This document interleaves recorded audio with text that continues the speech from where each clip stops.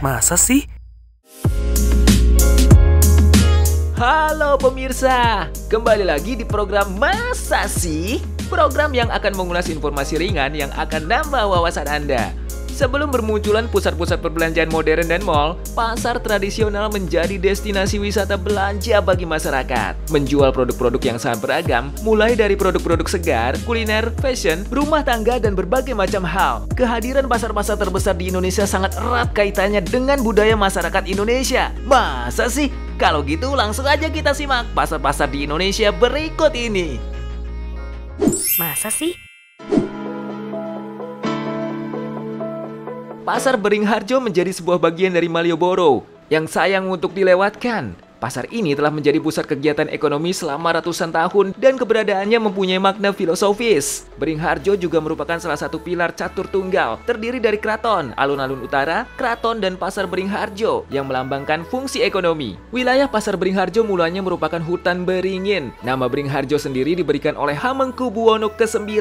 Artinya wilayah yang semula pohon beringin atau bering diharapkan dapat memberikan kesejahteraan atau harjo. Kini para wisatawan memaknai pasar ini sebagai tempat belanja yang menyenangkan.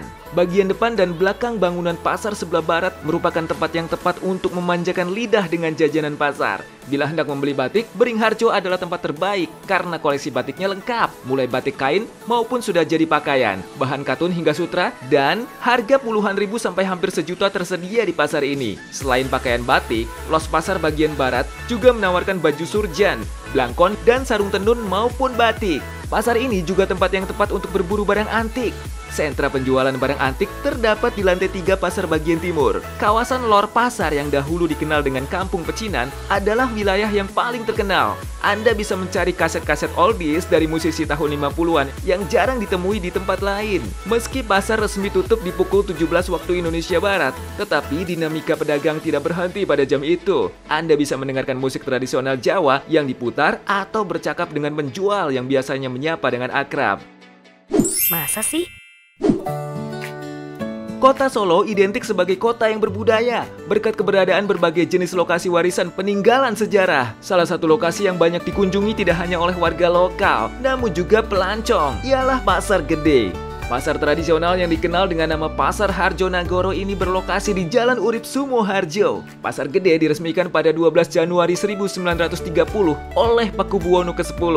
Hal ini menjadikan Pasar Gede sebagai pasar tradisional tertua yang ada di kota Solo. Pasar ini dinamakan Gede karena bangunannya menyerupai benteng dengan pintu masuk seperti istana yang beratap besar dan megah. Sementara itu, Harjonagoro diambil dari nama seorang keturunan Tionghoa yang mendapat gelar KRT Harjonagoro dari Keraton Surakarta. Keunikan yang dapat dijumpai dari Pasar Gede adalah adanya dua bangunan pasar yang berseberangan dan dipisahkan oleh Jalan Sudirman. Bangunan utama banyak dijumpai pedagang yang menjual beragam kebutuhan sehari-hari, seperti sayur mayur dan bumbu dapur, sedangkan bangunan satunya menjual berbagai jenis buah-buahan yang berkualitas. Masyarakat juga dapat dengan mudah menjumpai beraneka ragam jajanan pasar khas Solo yang dijajakan di Pasar Gede, seperti dawet, lenjongan, dan gempol pleret. Dengan semakin berkembangnya waktu dan agar tidak mengalami ketertinggalan, Pasar Gede beberapa kali telah mengalami pemugaran. Pembaruan ini dimaksudkan sebagai langkah untuk menjadikan Pasar Gede sebagai kawasan wisata yang ikonik di kota Solo. Masa sih?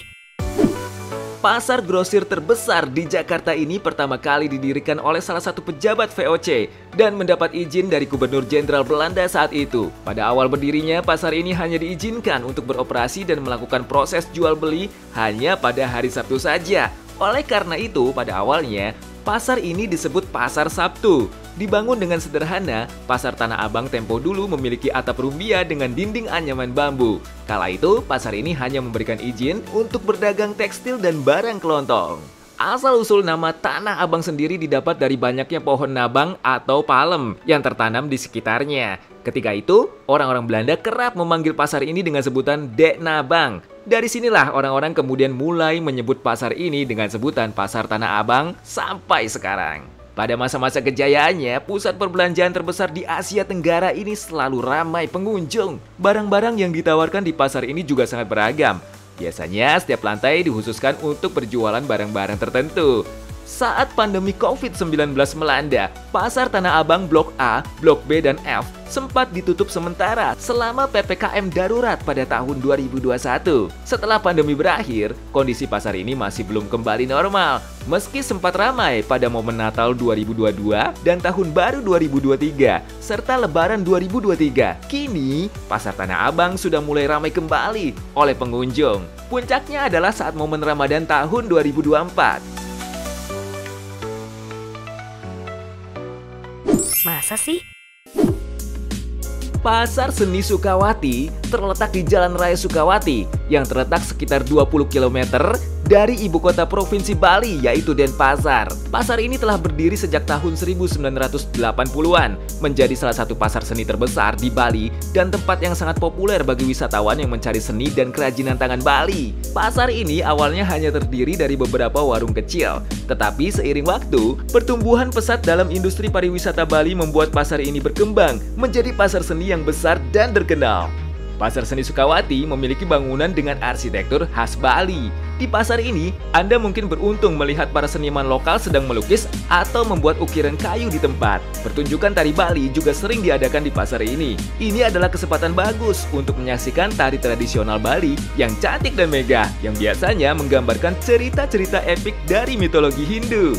Pasar Seni Sukawati adalah tempat yang sempurna untuk membeli berbagai macam karya seni dan kerajinan tangan Bali. Di sini, Anda akan menemukan berbagai barang-barang seperti lukisan, ukiran kayu, patung, pakaian tradisional Bali, tas rajut, perhiasan, dan banyak lagi. Salah satu contoh produk yang banyak diburu di Pasar Seni Sukawati adalah baju barong. Baju barong merupakan kaos dengan bahan yang nyaman dan dilengkapi dengan siluet barong, menjadikan kaos ini sebagai salah satu cindera mata khas dari Bali. Pasar Seni Sukawati buka setiap hari sehingga Anda dapat mengunjunginya kapan saja selama liburan Anda di Bali. Dengan beragam barang seni dan kerajinan tangan yang ditawarkan, suasana hidup, dan harga yang terjangkau, pasar ini merupakan destinasi yang wajib dikunjungi bagi setiap wisatawan yang ingin membawa pulang potongan kecil dari Bali dalam bentuk seni dan kerajinan tangan.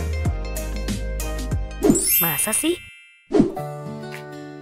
Pasar Johar adalah salah satu pasar tradisional di Kota Semarang yang telah berkontribusi dalam pertumbuhan ekonomi di Kota Semarang dan juga pernah menjadi pasar terbesar se-Asia Tenggara. Sejarah keberadaan Pasar Johar diawali sekitar 1860. Pada saat itu, lokasi pasar berada di sebelah timur alun-alun Kota Semarang yang dipagari deretan pohon johar di tepi jalan. Kebetulan, letak pasar berdekatan dengan penjara, sehingga pada waktu itu dijadikan sebagai tempat transit bagi orang yang sedang menjenguk kerabatnya di penjara. Saat itu, bangunan Pasar Johar ini dibuat di atas Pasar Johar Lama dan Pasar Pedamaran. Mengingat kondisi tanah yang kurang luas, maka Pasar Johar mengambil sebagian tanah alun-alun, penjara kabupaten, dan beberapa toko-toko tua di sekitarnya. Hingga saat ini, Pasar Johar masih menjadi pusat perekonomian dan keramaian di Kota Semarang, dengan mata rantai perekonomian yang masih berpihak pada rakyat kecil. Bahkan, pasar ini telah menjadi bagian dari dinamika sejarah Kota Semarang dari dulu sampai sekarang. Pada Desember 2019, Kementerian PUPR merevitalisasi Pasar Johar Utara dan Tengah, dan pada Januari 2022, revitalisasi Pasar Johar Selatan pun telah selesai.